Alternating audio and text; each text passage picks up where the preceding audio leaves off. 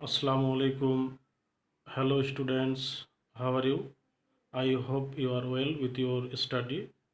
Today we are going to learn right from our verbs. This topic is very important for you. I hope this class will help you to understand the topic. Now let's start the class. You know, a verb is a word or group of words that expresses an action. Subjects and verbs must agree in number. For example, Habib goes to school. তোমরা জানো বাক্যের subject যদি third person singular number হয় তাহলে present indefinite টেন্সে মূল ভার্বের সঙ্গে ইস বা ইয়েস যুক্ত হয়। দ্বিতীয় উদাহরণটির দিকে খেয়াল করো। Habib and Hasan go to school. এই সেন্টেন্সটিতে বাক্যের সাবজেক্ট হচ্ছে প্লুরাল, অর্থাৎ এখানে হাবিব এবং হাসান থাকার কারণে মূল ভার্ব গোর সঙ্গে এস বা ইয়েস যুক্ত হবে না। Now start second rule. Don't get confused by the words that come between the subject and verb, they do not affect agreement. উদাহরণটির দিকে খেয়াল করো, খেয়াল করলেই তোমরা বুঝতে পারবে।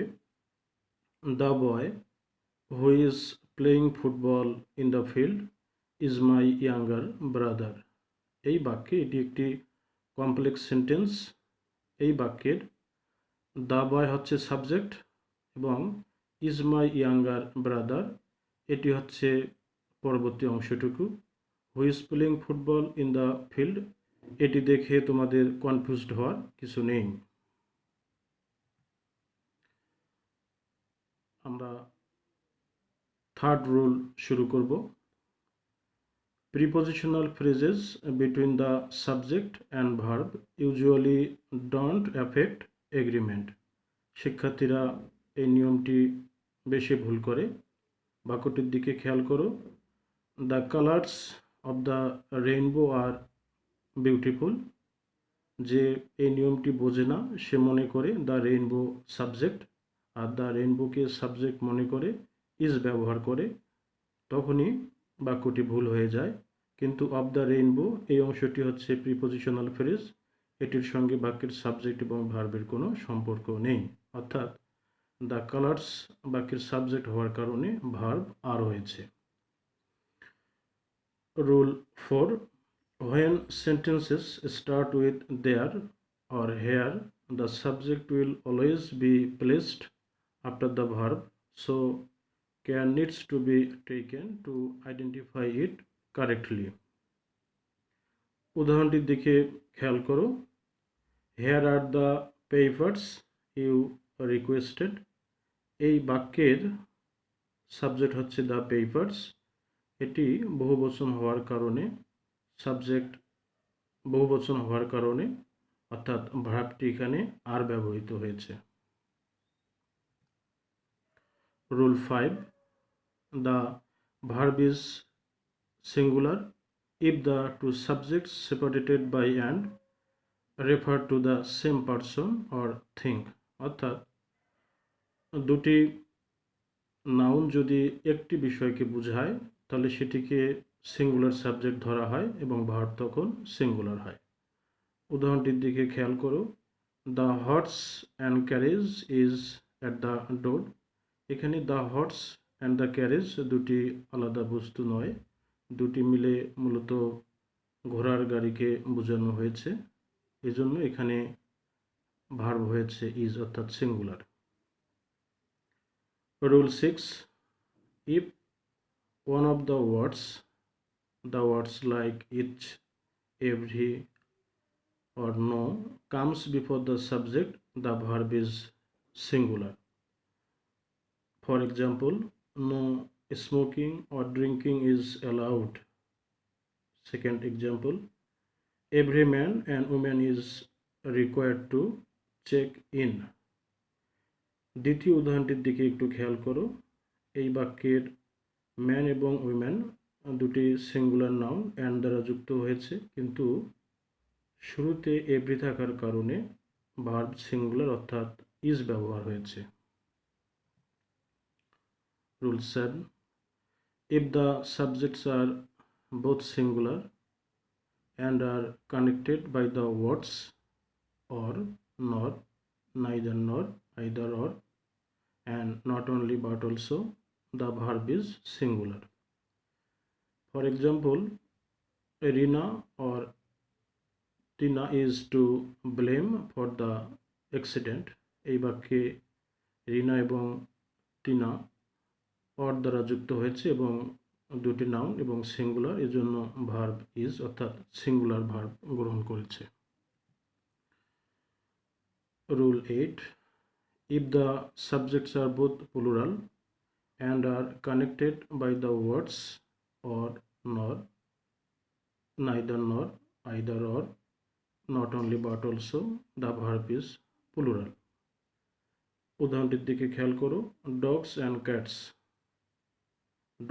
ক্যাটস দুটি আলাদা নাউন এবং অ্যান্ড দ্বারা যুক্ত হয়েছে, এর জন্য এখানে ভার্ব আর অর্থাৎ প্লুরাল ভার্ব ব্যবহার করা হয়েছে, অর্থাৎ dogs and cats are both available at the pound. Rule 9, if the subject is singular and one plural and the words are connected by the words or, nor, neither nor, either or, not only but also, use the verb form of the subject that is nearest to the verb. একটু খেয়াল করো উদাহরণটির দিকে।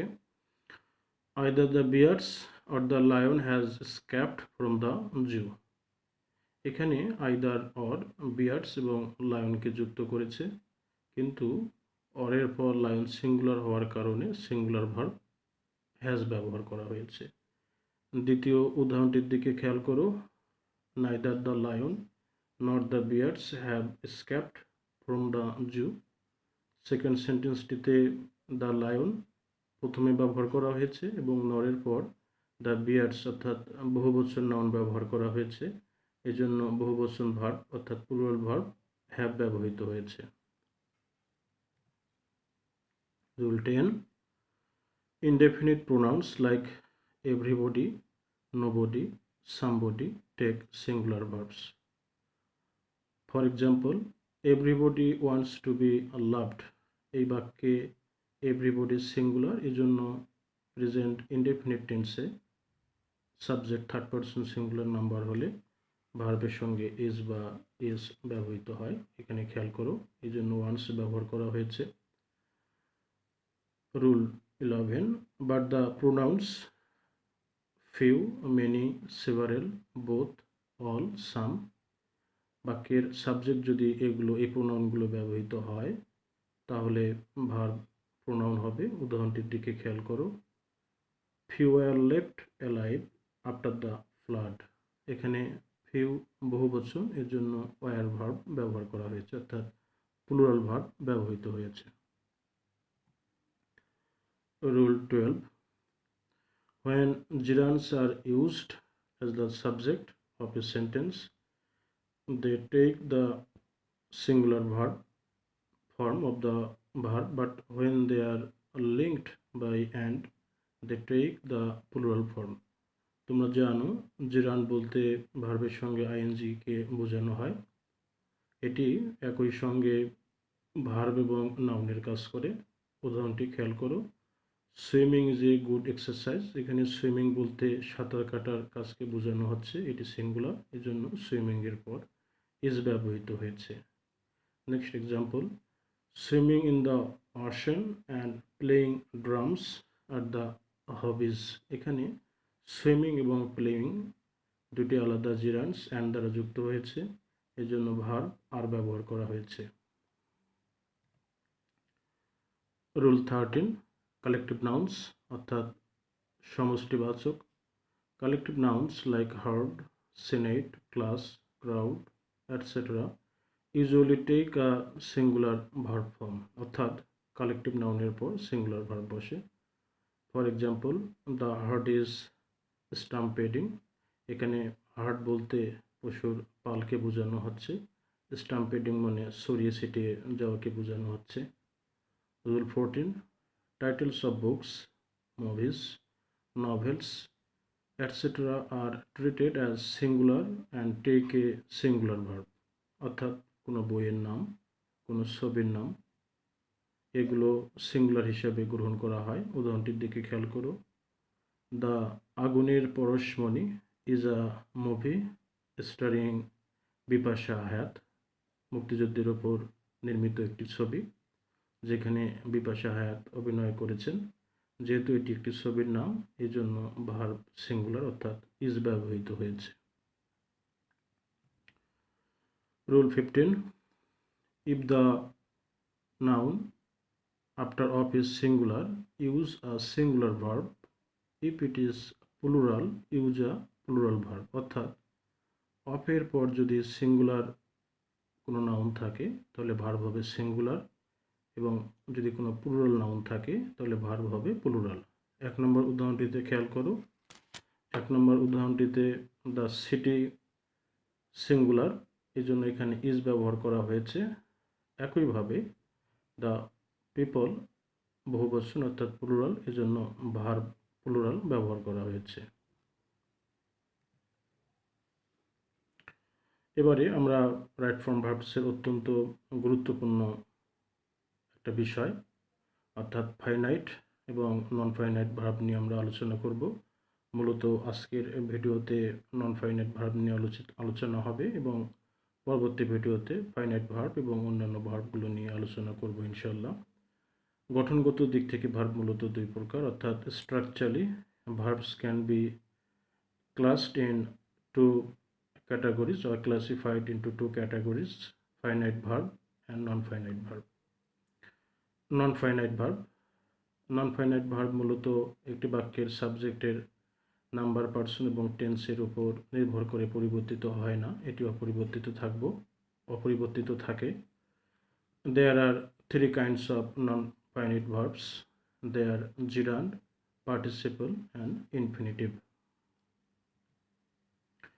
জিরান মূলত ভার্বের সঙ্গে ING, আমি আগেই বলেছি এটি একই সঙ্গে ভার্ব এবং নাউনের কাজ করে। আমরা এর ফাংশনটা জানার চেষ্টা করব। As a subject of the verb, এটি মূলত ভার্বের সাবজেক্ট হিসেবে ব্যবহৃত হয়। Swimming is a good exercise, পরীক্ষা এরকম হতে পারে, swim is a good exercise, তখন সুইমকে জিরান করতে হবে অর্থাৎ সুইমিং ব্যবহৃত হবে। Giving is better then receiving, Singh is believing, rising early is a good habit.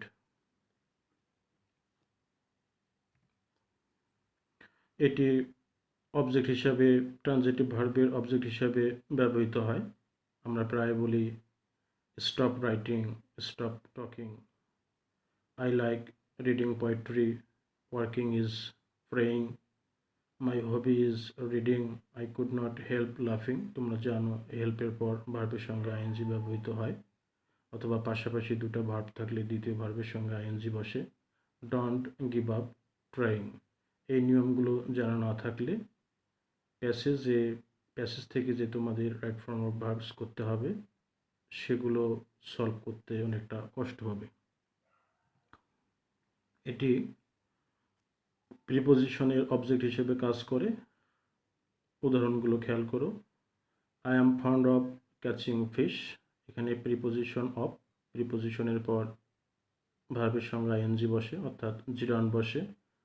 I am tired of writing, এ বাক্যে অফ হচ্ছে প্রিপোজিশন এবং রাইটিং হচ্ছে জিরান্ড। আরেকটি উদাহরণ, দে আর পানিশড ফর টেলিং এ লাই, এই বাক্যে ফর হচ্ছে প্রিপোজিশন এবং টেল হচ্ছে একটা ভার্ব, কিন্তু যেহেতু এটি প্রিপোজিশন এই জন্য এখানে জিরান ব্যবহৃত হয়েছে। এবারে নন ফাইনাইট ভার্বের আরেকটি প্রকারভেদ অর্থাৎ পার্টিসিপল, সেটি নিয়ে আমরা আলোচনা করব। Participle is a non finite verb, it is used as an adjective, এটিও মূলত ডাবল পার্টস অফ স্পিচ, একই সঙ্গে ভার্ব এবং অ্যাজেক্টিভের কাজ করে। There are three kinds of participle. Present participle বলতে ভার্বের সঙ্গে আইএনজিকে যুক্ত করা বোঝায়। পাস্ট পার্টিসিপল অর্থাৎ ভার্বের পার্টিসিপল ফর্ম, উদাহরণটি খেয়াল করো, the burnt house is not hours, এখানে বার্ন্ট এটি পাস্ট পার্টিসিপল।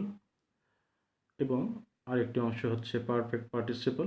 এই পারফেক্ট পার্টিসিপল হ্যাভিং এর পর ভার্বের পার্টিসিপল ফর্ম গ্রহণ করে, খেয়াল করো, having done the work I slipped, এখানে এটি হচ্ছে পারফেক্ট পার্টিসিপল। এবারে আমরা কাজ দেখব অর্থাৎ ফাংশনস।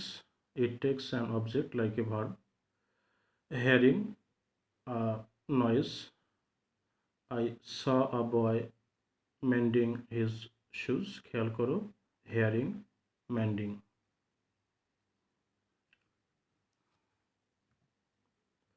এটি মূলত অ্যাডভার্বকে মডিফাই করতে পারে।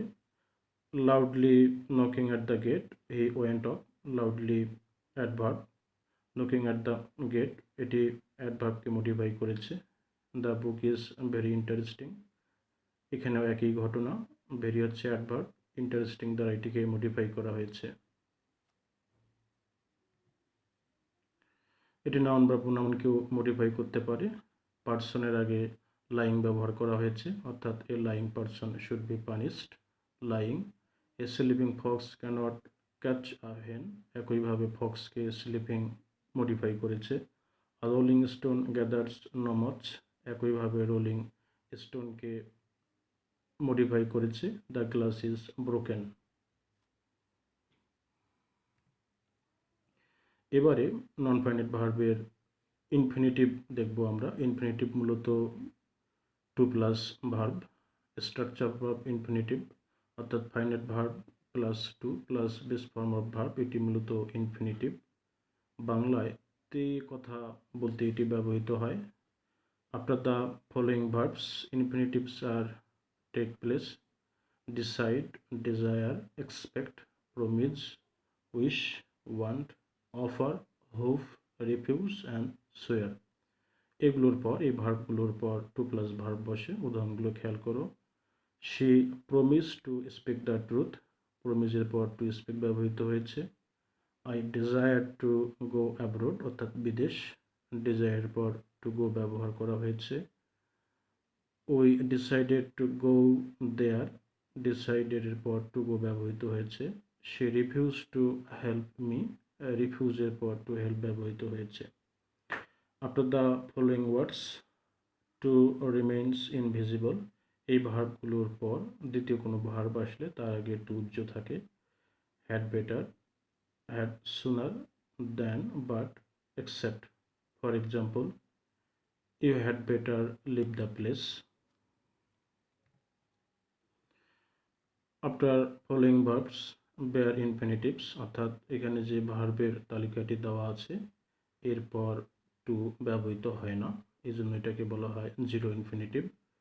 Make, know, feel, hear, dare, bid, need, behold, watch, notice, see. For example, let him stay, কখনোই বলা যাবে না let him to stay.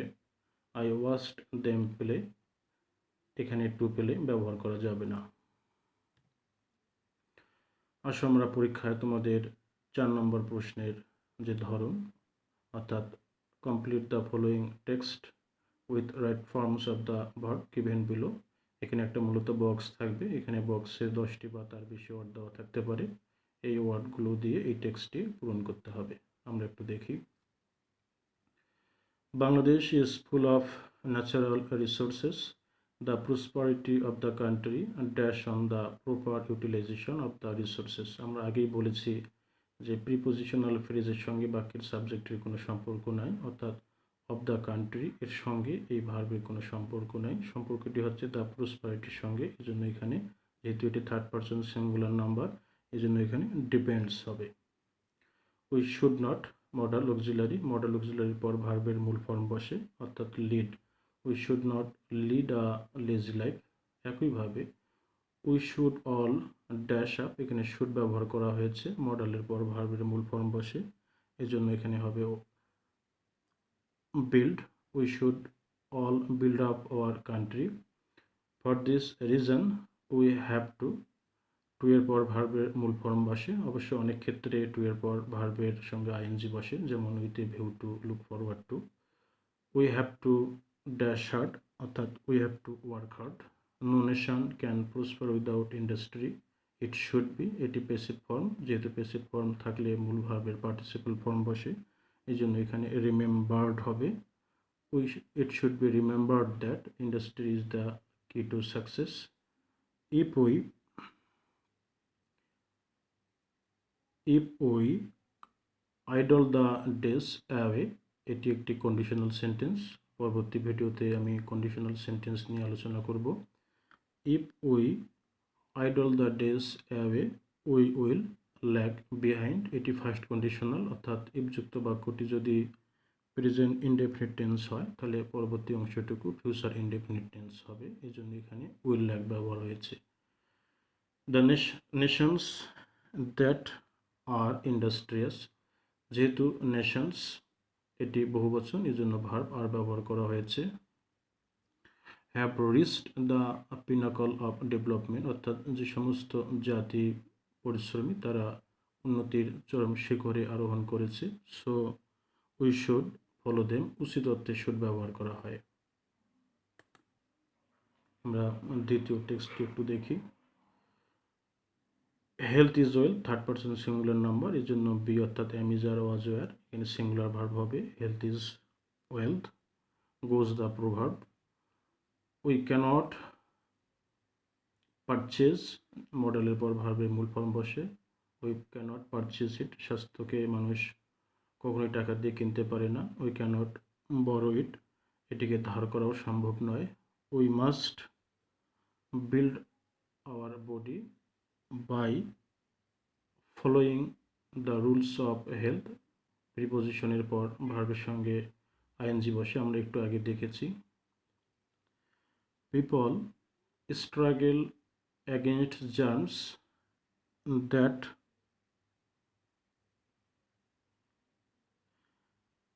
harm the body, এখানে জার্মস যেহেতু বহুবচন এই জন্য এখানে হার্ম ব্যবহার করা হয়েছে।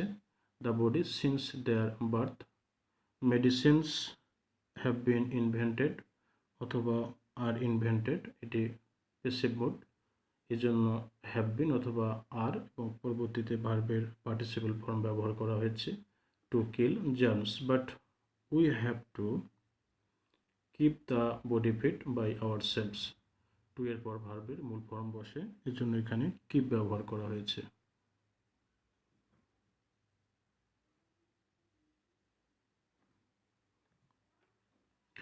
এবারে 3 number text. Happiness, third person singular number, এই জন্য এখানে ইজ ব্যবহৃত হয়েছে। Happiness is a relative term, a person with a crown living, এখানে এ পারসন এরপর পার্টিসিপল, একটু আগে আমরা শিখেছি। Living in a palace may not be happy, whereas a day labourer may have happiness, living in a shabby hut, অর্থাৎ আবারও participle ব্যবহৃত হয়েছে, এই জন্য পার্টিসিপল অর্থাৎ নন ফাইনিট ভার্ব অত্যন্ত গুরুত্বপূর্ণ রাইট ফ্রম ভার্বসের ক্ষেত্রে। Again happiness varies from person to person, a বেগার can be happy if he gets a coin, first conditional, পরবর্তী ভিডিওতে আলোচনা হবে। But a businessman who can spend a huge sum of a day may not be happy. Everyone wants to be happy, third person singular number, আমরা একটু আগে দেখিয়েছি যে everybody, everyone এগুলো থাকলে ভার্বের প্রেজেন্ট ইনডেফিনিট টেন্সের ক্ষেত্রে মূল ভার্বের সঙ্গে ইজ বা ইয়েস যুক্ত হয়। আনসারগুলো এখানে দেওয়া আছে, তোমরা মিলিয়ে দেখতে পারো। তোমাদের জন্য কিছু হোমওয়ার্ক থাকলো, হোমওয়ার্কগুলো সম্পূর্ণ করবে। পরবর্তীতে এর উত্তরগুলো আমি লিখে দেব, অর্থাৎ পরবর্তী রাইট ফ্রম ভার্বসের উপর যে ভিডিওটি হবে সেটিতে আমি দেখে দেব। আজ এখানেই, আবার দেখা হবে ইনশাল্লাহ।